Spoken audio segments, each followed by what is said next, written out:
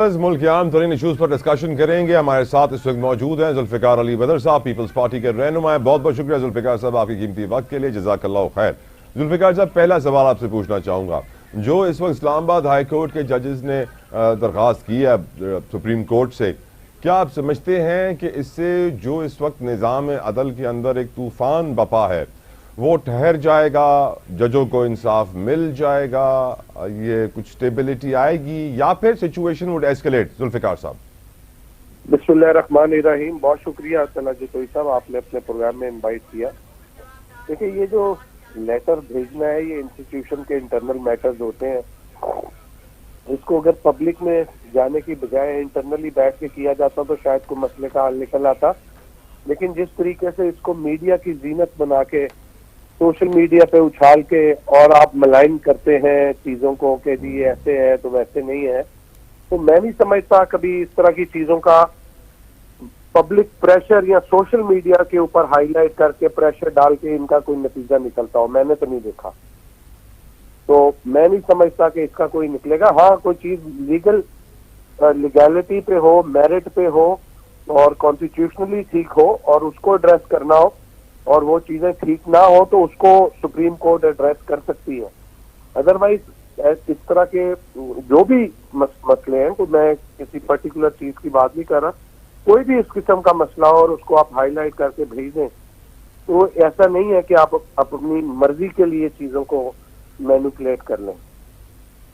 आपकी नज़र में सर, चीफ जस्टिस याया आफरीदी का वजीर आजम पाकिस्तान मियाँ शहबाज शरीफ से मिलना एक ऐसे माहौल में जब अदलिया के अंदर जजेस के इख्तलाफात खुलकर सबके सामने हों, एक ऐसे माहौल में जब मुल्क की एक सियासी जमात मुसलसल ये नैरेटिव बयानियाँ पेश कर रही हो कि हुकूमत ने अदलिया पर कब्जा कर लिया है, एक ऐसे माहौल में जब ये तस्वीर आती है जिसके अंदर देखा जा सकता है कि वज़ीर आज़म साहब खड़े हैं चीफ जस्टिस के साथ, तो लग कुछ ऐसा रहा है, ऑप्टिक्स ये बताते हैं कि शायद PTI वाले सही कह रहे हों। आपकी क्या राय है जुल्फ़िकार साहब?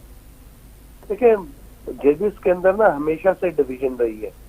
कोई जजेस किसी को करते, in this world everyone is political. Pakistan में खास तौर पे, पूरी दुनिया में हर बंदा जो कि शऊर रखता है ही पॉलिटिकल, चाहे वो कोई जज है, जर्नल है, ब्यूरोक्रेट है, पॉलिटिशियन है, जनरल पब्लिक है। Every person is political and they have their liking and disliking, they have a political tilt. तो जजेस के अंदर ये टिल्ट जो है पुराना पाया जाता है, लाइकिंग डिसलाइकिंग पाई जाती है, लेकिन वो चूंकि जुडिशियल ऑफिसर्स होते हैं तो इस वजह से बहुत इंटरेक्ट नहीं करते और अपना इजहार राय खुल के नहीं करते। इस वजह से बहुत सारी चीजें हिडन रह जाती हैं। बहुत सारे कमेंट्स के अंदर आपको बिटवीन द लाइंस आप पढ़ लेते हैं कि क्या होने जा रहा है, क्या चीजें हैं। तो ये जो विद इन देयर लिमिटेशन और अपनी अपनी ज्यूरिसडिक्शन के अंदर रह के, कॉन्स्टिट्यूशन के अंदर रह के, अपने अपने रोल के ऊपर between the institution and with in the institution एक जो हार्मनी और जो एक कोलैबोरेशन होनी चाहिए वो जरूर है। आप ये बिल्कुल नहीं कह सकते 26वीं आईनी तरमीम के बाद कि जुडिशरी इंडिपेंडेंट नहीं रही और मतहत हो गई है। जुडिशरी को आप देखें कि अगर इससे पहले 26वीं आईनी तरमीम से पहले आप जजेस की लिस्ट उठा के देख लें कि जजेस जो बनते थे, मेजॉरिटी ऑफ द जजेस, ऑनरेबल जजेस, वो किसी ना किसी बड़े जज के चैम्बर से ही कोई ना कोई वकील आता था। और सर, पीपल्स पार्टी के कादिर खान मंदूखेल साहब हैं, वो तो ये कहते हैं कि जब तक पर्ची नहीं होगी कोई बड़ी तब तक कोई जज नहीं बनता है, ये सारे वकील पर्चियों के जरिए ऊपर जाते हैं। देखिए, चीज ये है कि डिस्कशन बिल्कुल होती है, नाम भी रिकमेंडेशन मुख्तलिफ क्वार्टर से आते हैं, लेकिन पहले तो मेरिट के ऊपर ये अगर बात कर ले, पहले तो अगर इस दफा कोई हुकूमत ने अपना रिकमेंडी या कोई और बंदा बाहर का नुमाइंदा पेश किया है और उसको जज बनाया है, या कोई attorney general officer of the judicial officer of the court को जज बनाया, तो ये एक एक्स्ट्रा ऑर्डिनरी चीज है। Otherwise mostly majority of the judges they always hail from the big chambers of the judges। वहीं से अनवर ज़हीर जमाली साहब जो चीफ जस्टिस रह चुके हैं सिंध के शहर हैदराबाद से उनका ताल्लुक है, वो तो कहते हैं कि आजकल कोई अच्छा रेप्यूटेबल तमीजदार अच्छे बैकग्राउंड का वकील जज बनना चाहता ही नहीं है।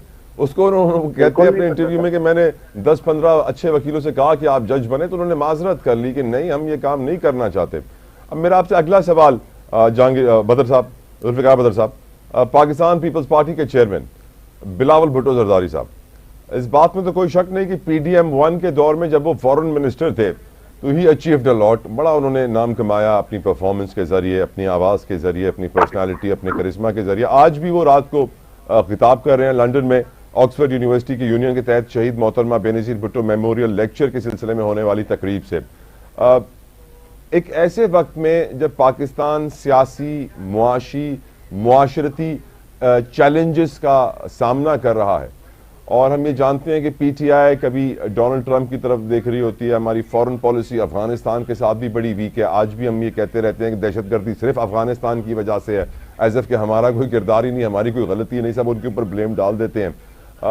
बिलावल साहब का इस वक्त जो इंटरनेशनल ट्रिप चल रहा है, जिसमें वो मीटिंग्स भी कर रहे हैं, खिताब भी कर रहे हैं, इंटरव्यूज भी दे रहे हैं, बहुत ज़्यादा एंगेजमेंट उनकी तरफ से हमें नजर आ रही है।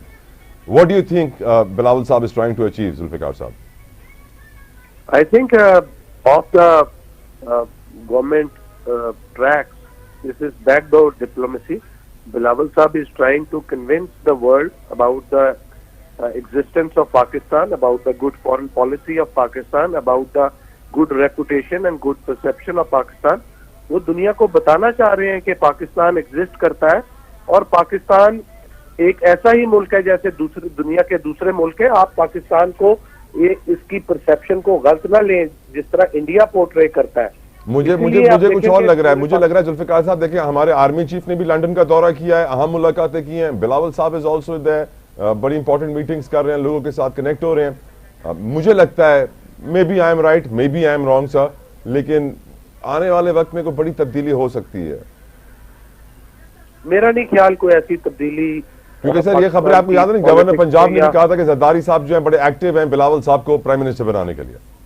बिल्कुल, गवर्नर पंजाब साहब के पास शायद कोई इंफॉर्मेशन हो जो मेरे पास नहीं है, लेकिन मैं अपना जो पॉलिटिकल नॉलेज है या जो मेरा एक्सपीरियंस है as a student of politics, as a student of law, मैं नहीं समझता कि ऐसी कोई तब्दीली रूनमा होने जा रही है। जब भी बिलावल साहब कोई ऐसी पोजीशन में आएंगे या कोई चीज होगी तो वो आफ्टर द इलेक्शंस होगी। बाकी पाकिस्तान है, यहाँ पे कोई चीज रूल आउट नहीं की जा सकती कि लास्ट मिनट पे कब क्या हो जाए, बट मैं तो ये जाती तौर पे यही समझता हूँ, बाकी हर चीज का अल्लाह को पता है। बिल्कुल ठीक सर। जस्टिस याया आफरीदी साहब के ऊपर आप समझते हैं इसमें बड़ा प्रेशर होगा, क्योंकि वजीर आजम से मिलने के बाद उन्होंने ये कहा कि वो अपोजिशन से भी मुलाकातें करेंगे, कॉन्फिडेंस बिल्डिंग मेजर्स लेकर आएंगे, जिसके ऊपर PTI ने कहा कि नहीं, हम नहीं मिलना चाहते और ना ही मिलना चाहिए चीफ जस्टिस को।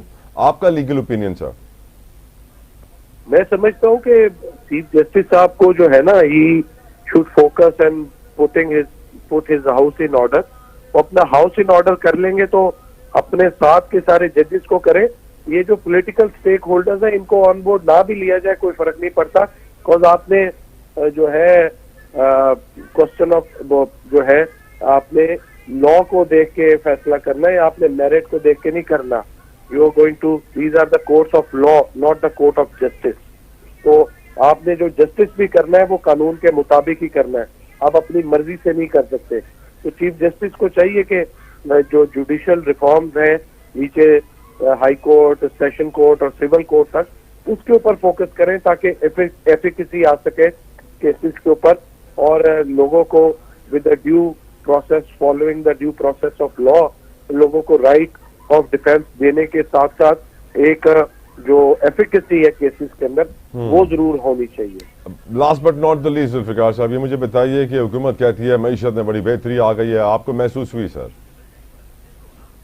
देखिए, जो हुकूमत बात करती है ना, मैं सिर्फ इस हद तक एग्री करता हूँ कि ये जो महंगाई बहुत तेजी से बढ़ रही थी ना, उसको इन्होंने कुछ हद तक काबू किया है, रोकने में कामयाब हो गए हैं। अदरवाइज जो उसका एक आना चाहिए ना, इफेक्ट आना चाहिए, इम्पैक्ट आना चाहिए नीचे ग्रास रूट तक, अभी तक नहीं आया। वो उसी सूरत में आएगा कि जब ये लोकल इंतजामिया के थ्रू में दाल, चीनी, आटा, दाल, चीनी की कीमतों को मैनेज करेंगे, मनूवर करेंगे, बड़े बड़े स्टोर्स में डिपार्टमेंटल स्टोर्स में, और बिजली, गैस और पेट्रोल के अंदर आवाम को रिलीफ देंगे, उतनी देर नहीं आएगा। और खास तौर पे जो रियल स्टेट सेक्टर है उसके ऊपर इनको फोकस करना चाहिए कि उससे रिलेटेड बहुत सारी इंडस्ट्रीज बंद हुई है। जितना इन्होंने टैक्स लगा दिया हुआ है, कोई सेल परचेज नहीं हो रही। जो पहले कभी थोड़ी बहुत हो जाती थी, महीने में 30-35 सेल परचेज, अब